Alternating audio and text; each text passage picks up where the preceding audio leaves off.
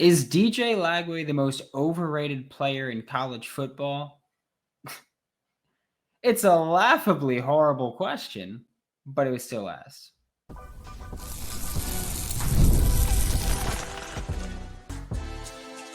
You are Locked On Gators, your daily podcast on the Florida Gators. Part of the Locked On Podcast Network, your team every day. Joining me now for Locked On Gators is Will Miles from Read and Reaction, Stand Up and Holler. And you were active on Twitter at the end of the week because Chris Marler from Locked On Gamecocks, who wrote about DJ Lagway, which I will say I do feel like part of it was part of it was the error with the graphic. Part of it was probably not taking a legitimate stance. But I think the bigger part of the, we'll say debate, we'll put it nicely, we'll say debate, was the seemingly unwillingness to take the feedback and engage in the discussion there. But Chris Marler basically wrote, is DJ Lagway the most overrated player in college football right now? And I think that the biggest issue with that question is that Arch Manning is playing college football right now. And so I think that Arch is the most overrated there. But Will, is DJ Lagway tremendously overrated right now? I mean, look, I think you can make the argument. I don't think the way the argument is being made, and this isn't just by Chris Marler, I think there's a lot of people out there making an argument that's flawed because single factor analysis when it comes to rating quarterbacks or ranking quarterbacks is a poor way to do it. It's like if you're watching a baseball game and a guy hits 3 singles in 4 at bats, well, he's got a 750 batting average, and a guy comes up there and walks 2 times, hits a home run, but then strikes out twice. The guy who walked twice and hit the home run is more valuable than the guy who had the 3 singles, even though he struck out a couple of times. Now, in a particular game, those 2 strikeouts might have been really, really important. And, if he hits the home run with nobody on and he strikes out with the bases loaded, obviously the timing of that matters. But over the long haul, you want the guy with the power and the guy with the patience, not the slap hitter. And I think that's sort of the thing that I was trying to say when it came to DJ Lagway and how people are rating him, because what you see, and honestly, if Marler, and I did read his article, despite what he accused me of, I did read the article. I understand what he's doing in the article, but what I took umbrage with is that he cited statistics like completion percentage in the SEC specifically. So 54% was Lagway's completion percentage in the SEC. And then he had touchdown interception ratio. He had that wrong. He had 6 touchdowns, 6 interceptions, actually 6 and 5. But irrespective of that, I get what you're saying, right? Is this guy's throwing just as many touchdowns as picks. He's not completing the ball very often. That means he's like, you're really projecting if you're saying he's going to be good. The problem is that fact that takes all efficiency stats out of the window. And in SEC play last year, he averaged 9.4 yards per attempt. His QB rating was 143, which is right around average. And what I did in my initial response to Marler was in the tweet, I put those stats along with Nussmeier, Garrett Nussmeier had a 60% completion percentage, 13 touchdowns and 8 picks in SEC play, a 128 QB rating, and 7.1 yards per attempt. So my point isn't even necessarily that Lagway is overrated or underrated. It's that I keep seeing people pointing at Nussmeier as like the number 1 pick in the NFL draft. And, people who are like, oh, a first round pick, you got Kuiper out there and Reese Davis and all these guys saying he's going to be a number 1 pick in the draft. And I'm going, that's a guy who just threw 500 and something passes on 2 good legs, and everybody's going, well, he just needs to take a leap. No, he needs to take a gigantic leap to be anything like the first round pick. And I look at Lagway, and he needs to complete a couple of underneath passes for 3rd down conversions to give himself more shots to hit those deep balls that he's been really good with. And so there's just some context here, right? And what I was trying to do is have a good faith argument. And what came back at me was, well, you misquoted. Like, I didn't actually say that he was overrated in the article. Like, whether you did or not, you implied it. And even if you didn't imply it, That's not what I'm trying to do. I'm trying to have a discussion. In fact, one of the people on his side who was coming back at me found a place where I had looked at completion percentage and QB rating and put the chart in there and said, "What has this changed, Will?" And it was good because it made me think about it. And you know what's changed, or at least what's relevant context for that argument, is you then need to start looking at average depth of target. And DJ Lagway's average depth of target last year was 11.7. Graham Mertz the year before was 6.8. And so Mertz having a 73% completion percentage versus 59 for Lagway overall for the entire year isn't really that impressive because the average depth of target is so much smaller. And the other aspect of it is Lagway was really, really successful on deep throws in a way that no one else in college football was. Maybe Jaden Daniels a couple of years ago when he won the Heisman had that level of ability on deep throws. But that sort of suggests that the question shouldn't be, why is Lagway only completing 53% of or 54% of his passes in SEC play? It should be, is that repeatable on the deep throws? Because if it's repeatable on the deep throws, all he has to do is fill in the easy stuff. And we're talking Jaden Daniels 2023. And so that's why people are excited. The reason people are excited is Florida is in my opinion, because I think there's a lot of stuff in Lagway's high school that indicates that he is more accurate than he showed last year. I think it's really hard to throw a ball when your hamstring's almost off your bone too. And you combine those two things, and I go, we might be about to get Jaden Daniels 2023 for 2 straight years in Gainesville because Lagway won't even be eligible for the NFL. So you want to talk about where hope's coming from. That's where the hope's coming from. That's where the hype is coming from. And I think the hype is legitimate when you have a multi-factor analysis of the quarterback position.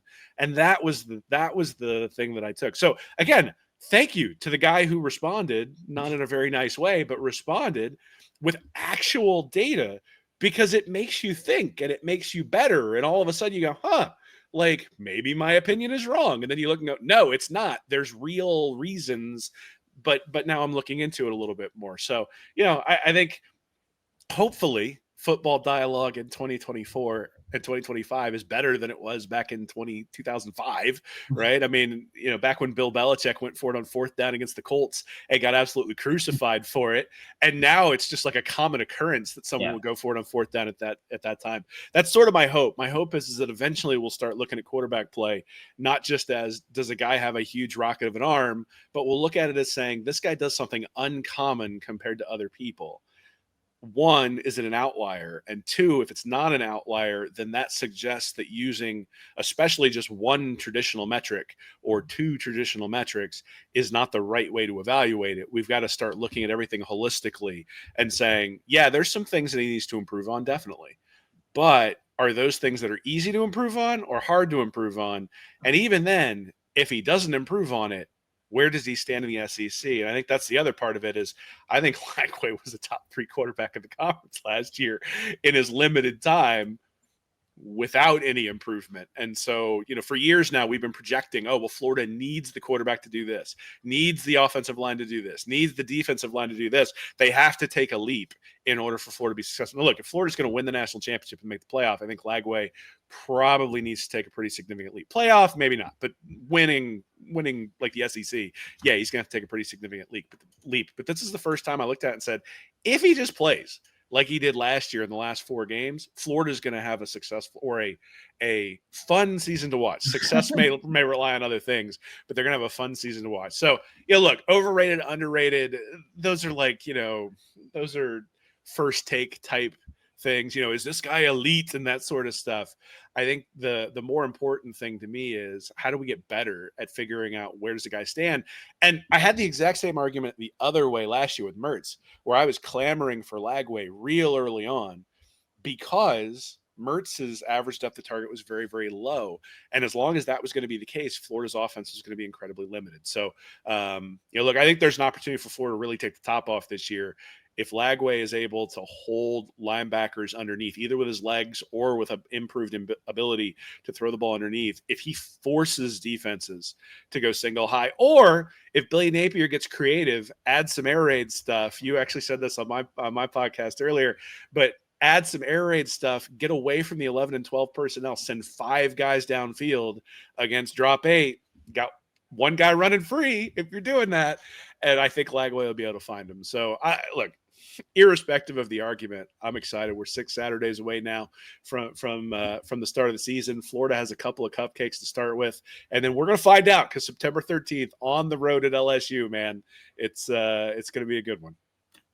What's wrong with cupcakes? I'm a New Yorker, man. Long Island, they're a legit powerhouse out here. Come on now. Oh, I'm fully in favor of it, especially after getting just absolutely slaughtered by Miami last year and Utah the year before. That win over Utah to start Napier's tenure long time ago. But that's the only time Florida's come out actually ready to play in week 1.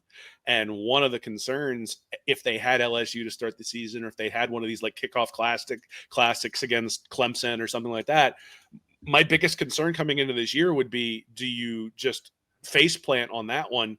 And then all of a sudden the noise around the program gets really, really loud. At this point, they should be 2-0. Lagway should have 8 touchdowns by the time they get to the third game. And the only thing that can go bad in those two is Lagway gets, knock on wood, that Lagway gets injured. And so, but you're going to have to play 12 games no matter what. And so having him be able to get everything tuned up, get those wide receivers in, get Dallas Wilson, Vernell Brown some run in games where maybe you're ahead, getting some time for Harrison Bailey in a second half because you're up by 40. And now if anything happens, you're not, going to Texas for Aiden Warner's first real SEC snaps. Like those sorts of things are important over the long haul and not necessarily something Florida's been able to do because all the games have been close. And they've been behind the 8 ball the last 2 years where you get slaughtered in the opening game and now you have to play catch up. And they, obviously, then you're scrambling against Arkansas late in the year 2 years ago. You need that 4-game winning streak at the end of last year to drive things forward. So, I think Florida's in a much better position with those cupcakes. And look, man, look at me. I'm not averse to cupcakes. That's certainly true. Yeah, we're going to continue this conversation. The average depth of target thing is another thing that we're gonna circle back to, because I think when you add even more, I think when you discuss other quarterbacks' average depth of target, really puts the overrated argument out there. We'll be right back with Locked On Gators. We've all been there, right? You're logging on early, waiting forever for concert tickets to go on sale. You get there, you get in a queue, and then by the time you get to buy tickets,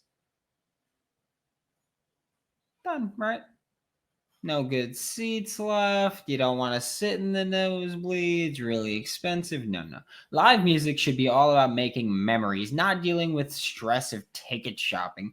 That's where Game Time comes in. Game Time makes getting concert tickets easier and faster than ever, and prices drop as it gets closer to showtime. You can save up to 60% off with their killer last-minute deals. I said it before, in 2024, went to 5 concerts, all through Game Time. Some of them I bought 2 days before. I think was the closest to the time that I bought it.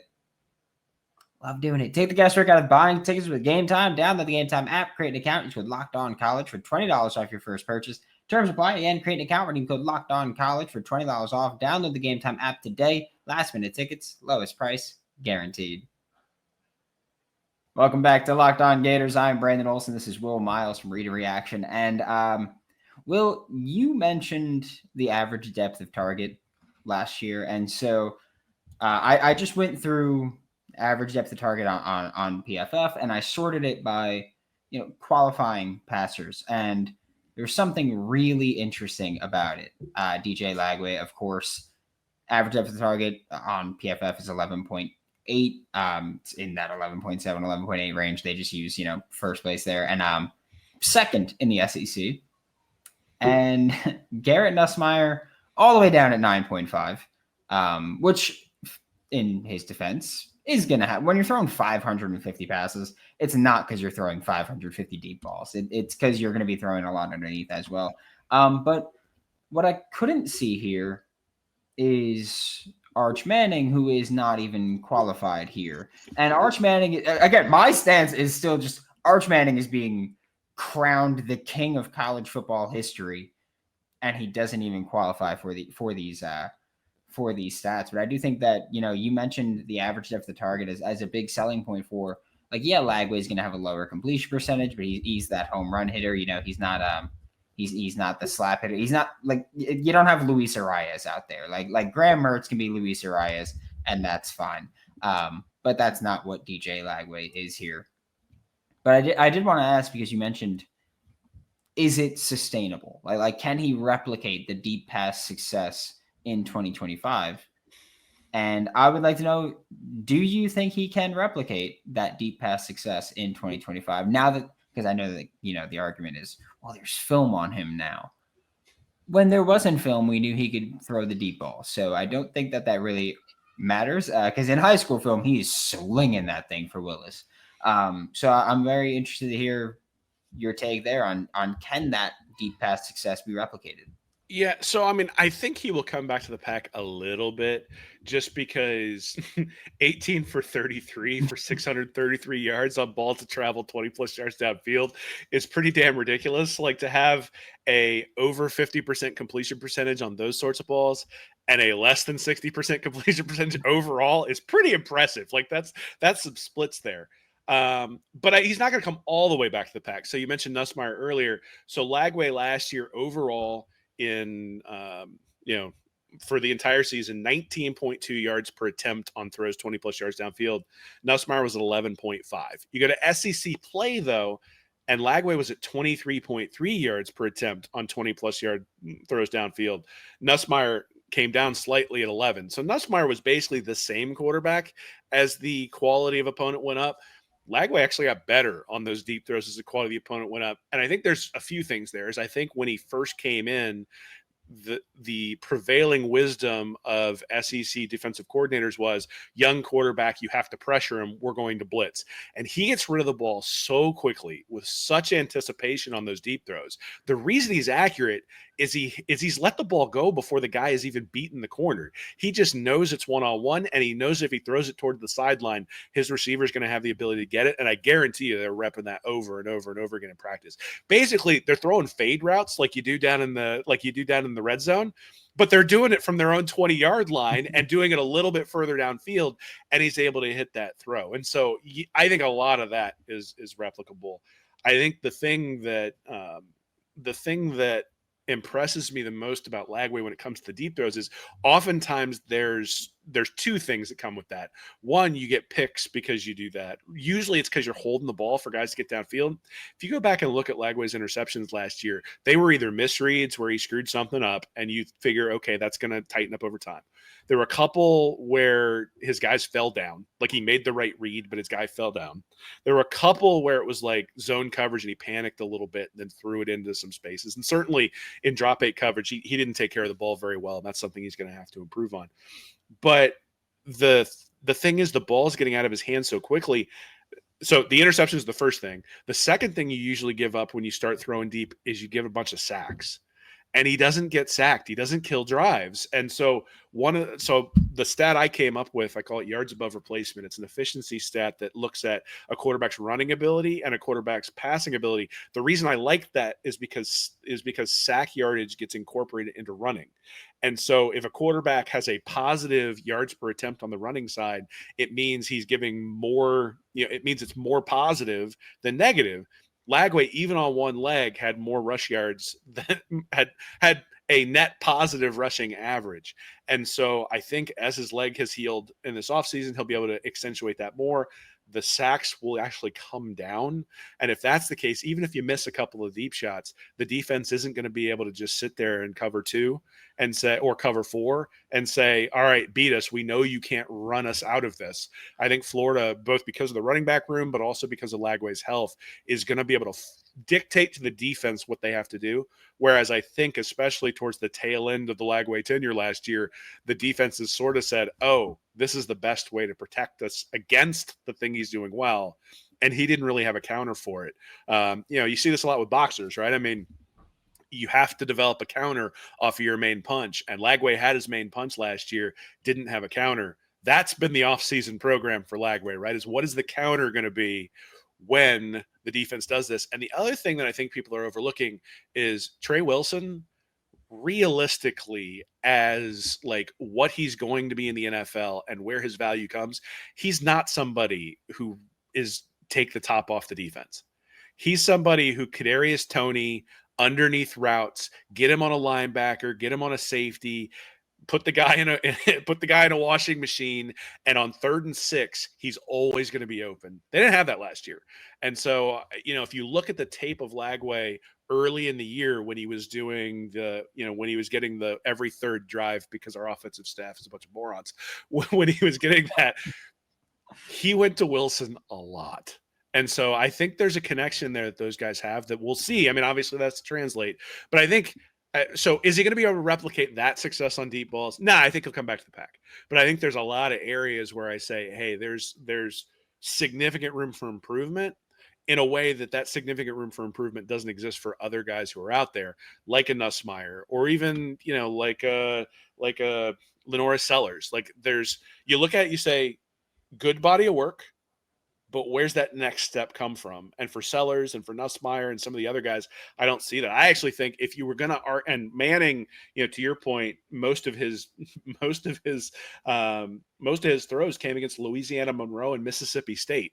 I mean, honestly, he was kind of bad against Louisiana Monroe, 15 to 29, 2 touchdowns, 2 picks, and then lit it up against Mississippi State. So clearly I think that tells us that Mississippi State should just be in whatever conference Louisiana Monroe is.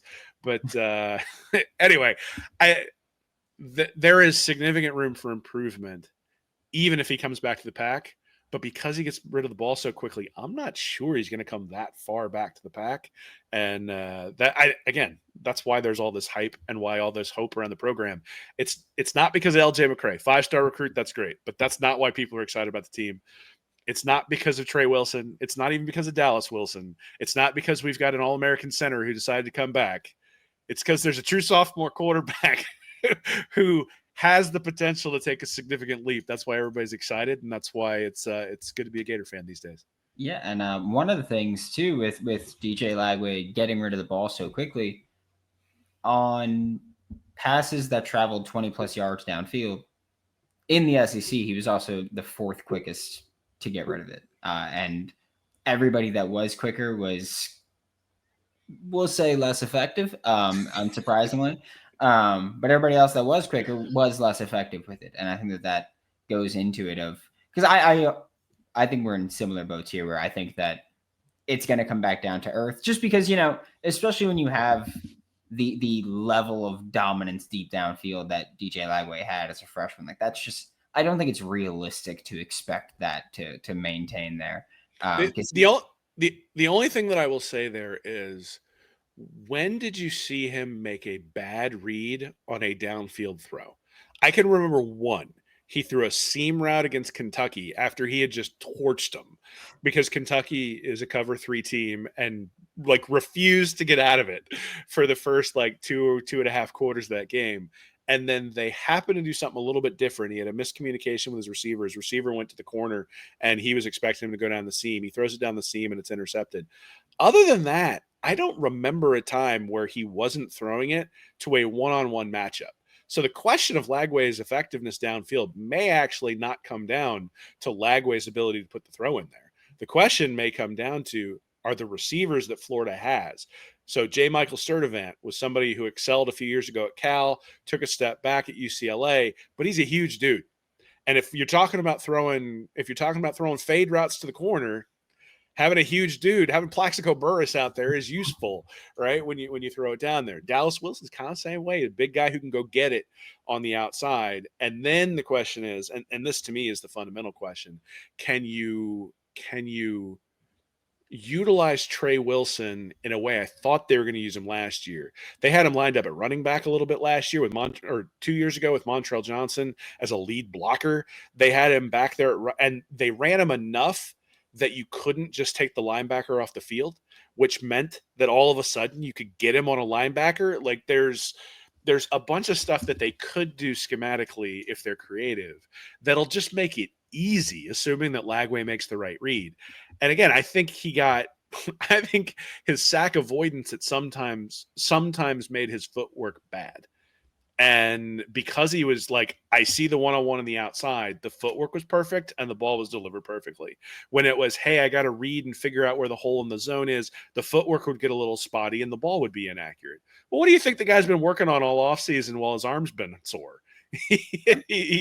I'm sure they've been repping footwork. They've been looking at film on that stuff, like all that sort of stuff. So I think it comes down to the wide receivers. I think if one of those true freshmen steps up, and doesn't need to be like, Jeremiah Smith or anything, but if one of those guys steps up and gives them 35, 40 catches and is a threat on those downfield, basically you need to be able to make the defense pay when they decide to blitz. And I think Lagway is going to be able to do that, assuming the wide receivers can do their part.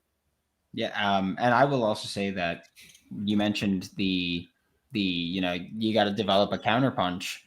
I think that DJ Lagway does have a counterpunch. We just didn't get to see it that much. But I do think that the counterpunch is his legs. I do think that when teams really adjust and they start going, hey, we're going to play too high a bunch, like when they do the Patrick Mahomes adjustment, where it's like, hey, we're going to play a bunch of too high if you want to throw the deep ball, and you're going to have to beat us underneath in some way. Patrick Mahomes has Travis Kelce that he could throw underneath too. And so I don't think that you're going to get that at the college level. But I do think that, DJ Lagway's legs, as well as having Trey Wilson underneath, I think that alone, I think the counterpunch is there. I think it's just about actually breaking it out and actually showing like, hey, we're willing to do this here. Yeah. The downside to that is that that's what got him injured in the first place, right? Is that Georgia, in fact, this tells you something about it, is he hits Aiden Mizell on that deep shot against Georgia, and Georgia on the next drive was immediately 3-man rush, drop into coverage. Like Kirby was like, screw this. I've had enough of this. I'm not allowing him to hit those deep shots anymore. And that's why he ran the QB draw. And obviously the Jacksonville field and all sorts of other stuff has something to do with it. The thing that concerns me is it's a hamstring. And so you think about Anthony Richardson, like he had a bunch of hams. Now Richardson's a different athlete, a different you had to run Richardson in order to be successful, right? Mm-hmm. You don't have to do that with Lagway, but hamstrings tend to be something that are sort of recurring with players. They, you can take care of it, you can protect it, you can do all sorts of stuff with it, but a lot of times those are injuries that will crop up again. And so that would be my concern with running defenses out of things with Lagway. I'm almost certain that they're not going to try to do that early. I think what they'll do is they'll break it out at key times, right? Mm-hmm. So if you try to run the clock and you need to get a first down, and they're going to play a three-man line, all right, QB draw, gain 6 yards, run 40 seconds off the clock, and now you're sitting there 2nd and 3, 2nd and 4, ready to run out the clock. I think so, and probably I'm assuming you're not suggesting they turn him into Michael Vick, that it's strategic thing when the defense gives you a look to give yourself a new set of downs, to make the safeties creep up, to then give you the opportunity to go over the top. I mean, look, it's an effective thing. He's not an Anthony Richardson level runner. No. But he's incredibly capable and has a little bit of wiggle too when he's out there too. He took one big hit at some point real early in the year on some end around thing they ran, and I was like, yeah, let's not do that again. But the 4th and inches where they were unwilling to give him a quarterback sneak against Tennessee, those sorts of things. I think key plays, like places where you had a lot of win probability. You tell them, hey, go put your head in there. We're going to have you run. That's an extra weapon. And really early on. So, in those games, those first couple games, potentially in the LSU game as well, just showing you're willing to do it means the defense has to respect it, which means you don't have to do it anymore because the defense has to respect it. So. And I mean, I'm fine even saying, hey, we're going to come out there, we're going to call a passing play. But if they're giving you too high and if they're giving you too high pre-snap and they stick to it, feel free to take off. Like even then, I don't even need it to be like designed runs. Just, I think using your legs in any way is threatening. And again, slide, don't be dumb. Like go ahead, just slide, protect yourself. That's fine. I get it. You're a giant individual. You don't need to make everybody feel that every time. If it's like a key moment, sure, but just slide there. But I do think that even then you could just say, hey, we're going to drop back. And if it's not there, just take off. Because if it's not there over top, odds are it's there underneath. And if Trey's taken away, because I do think that you can kind of force defenses to defend you a certain way. We'll talk about that in a minute because we're having a good. This is the Lagway show, so we'll talk about that in a minute with Locked On Gators.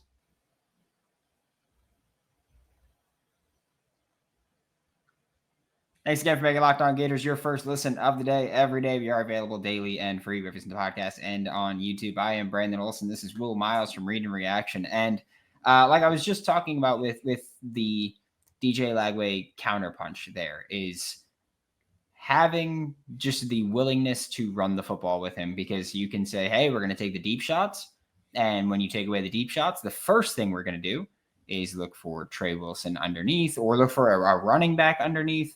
Because I am a big fan of, if you have a running back like Jaden Ball, say, hey, man, just run to the flat.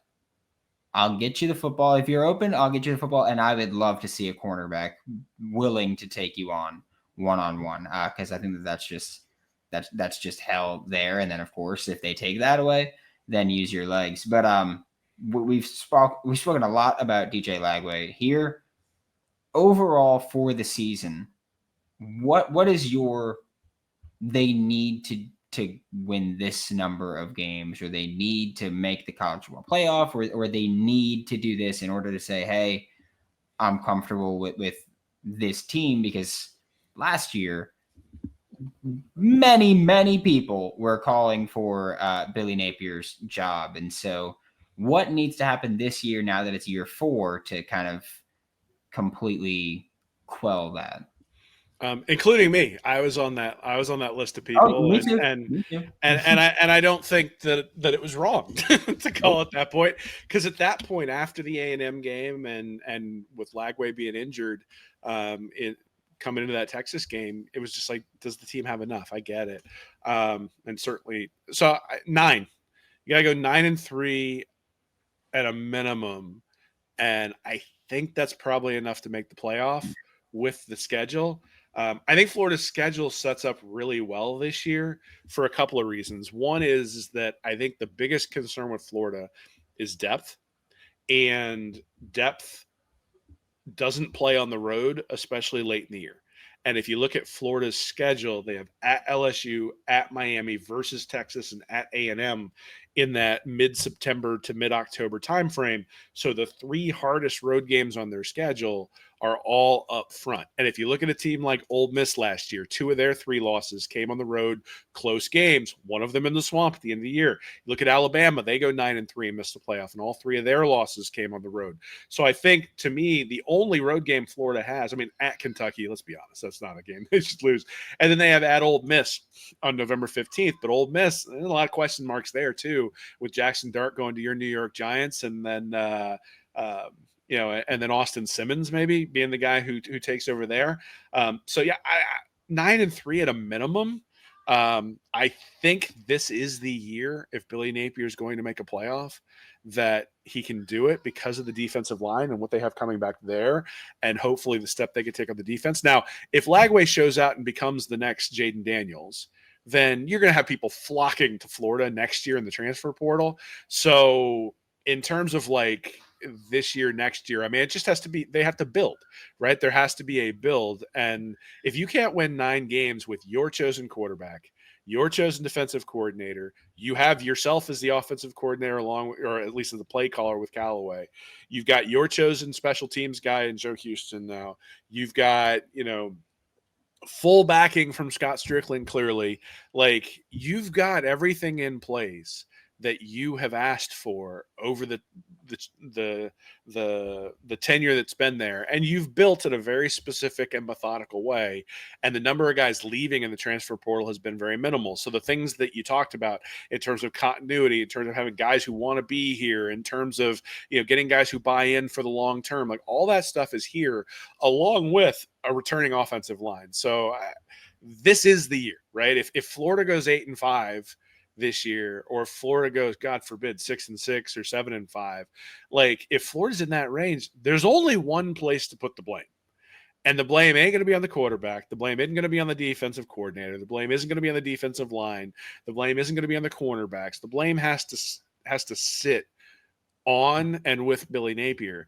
And I don't even want to hear about injuries, right? Because part of recruiting, part of putting together your roster, part of having that continuity is to have the depth in order to sustain if you have an injury or two, because this is the game of football and injuries have been known to happen from time to time. And so you got to have your ability to go through that. So look, I don't want to hear 8-4 at the end of the year. We didn't make the playoff. We're going to play at the Outback Bowl because Lagway was out for a couple of games and Harrison Bailey was your quarterback. Like, you made those choices, right? You made the choice that Harrison Bailey was going to be your backup. You likely made the choice to run Lagway, and that might have been the thing that caused the injury. You made a choice to have limitations on certain areas of your roster where, if you'd gone out and spent like Texas A&M, maybe you might not have. So it all falls on Napier this year. I think he's got to get to 9. I think 9 this year, especially because of the reseeding for the playoffs that they're doing and that sort of stuff. I think that will get the SEC in. I also think the SEC has put an awful lot of pressure on the playoff system, as it might be, based on having those 3 teams last year who got left at the altar and then seeing some of those lower level teams get blasted. I think the SEC has essentially been threatening the Big Ten and the SEC are going to take their ball and make an AFC and an NFC and exclude everybody out. So I think the SEC is going to have a lot more sway when it comes to teams in the playoff this year. So I think 9-3 is going to make it. I think Florida gets there. And I think that's obviously, if you make the playoff, that's enough for Billy Napier to come back for another year, certainly.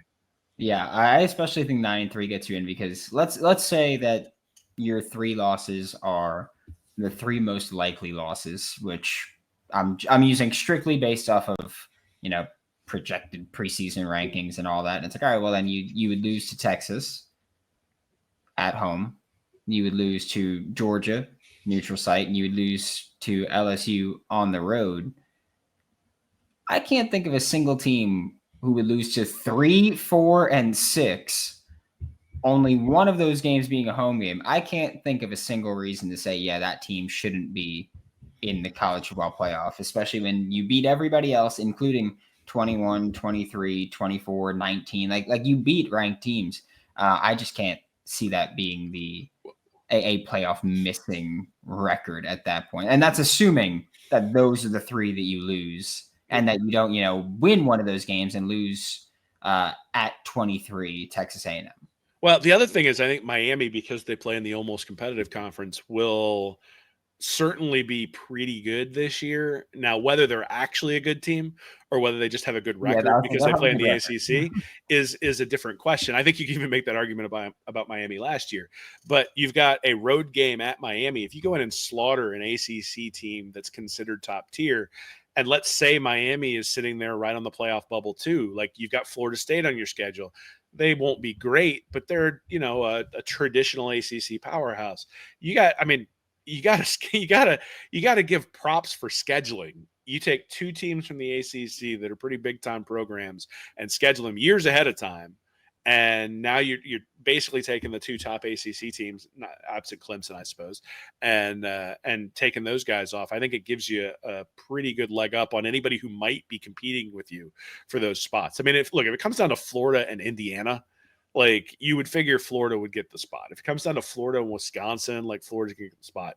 But the Miami and the Florida State games means that if it comes down to Florida and anyone from the ACC, Florida should also get that spot as well. Now, fundamentally, though, this is the reason why Napier's in trouble if they struggle at all, is Florida should have a quarterback advantage in every single game that they play, except for maybe Texas. And like you mentioned earlier, that's a real projection on the Texas side. I still got it, in my opinion. I mean, I look at it, I go, I think Garrett Nussmeier was the 11th best quarterback in the SEC last year because he takes sacks. His yardage rushing is negative. A lot of dump downs on third down, a lot of hesitation, not very good on deep passes.